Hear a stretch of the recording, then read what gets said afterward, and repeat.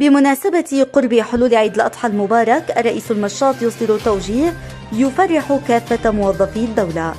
إن أعجبك الفيديو لا تنسى الإعجاب والاشتراك في القناة. أصدرت وزارة الخدمة المدنية والتأمينات اليوم التعميم رقم 23 لسنة 1444 هجري بشأن صرف النصف الثاني من مرتب شهر أغسطس 2018 لجميع موظفي وحدات الخدمة العامة التي لم يسبق لها الصرف فيما يلي نصه.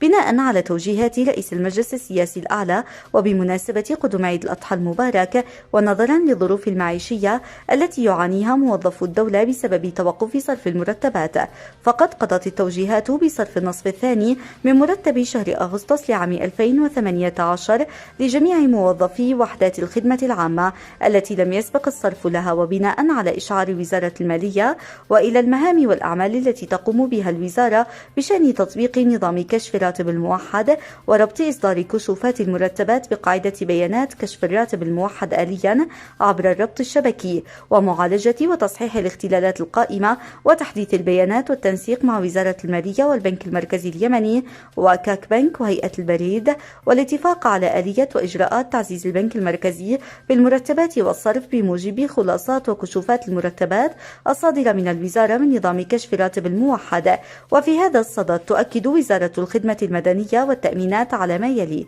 أولاً، على كافة الجهات سرعة استكمال الإجراءات التالية خلال فترة 3 أيام كحد أقصى: مراجعة المتغيرات التي تم عكسها وتأكد من صحتها وموافاة الوزارة بأي متغيرات أخرى بالخفض، سواء في جانب الاستحقاقات أو في جانب الاستقطاعات عبر النظام الآلي. مراجعة المعالجات والمتغيرات التي تم عكسها آليا إلى كشوفات مرتبات النصف الثاني من شهر أغسطس 2018 وتأكد من صحتها، وستقوم الوزارة بإبلاغ وزارة المالية بتلك المعالجات وطلب إعادة مرتباتهم السابقة قبل انتهاء الفترة المحددة. ستقوم الوزارة بعد انتهاء الفترة المحددة للجهات بمراجعة المتغيرات وإجراء المراجعة النهائية وإصدار خلاصات وكشوفات المرتبات التجميعية والتفصيلية ومخاطبة وزارة المالية باستكمال الإجراءات التالية.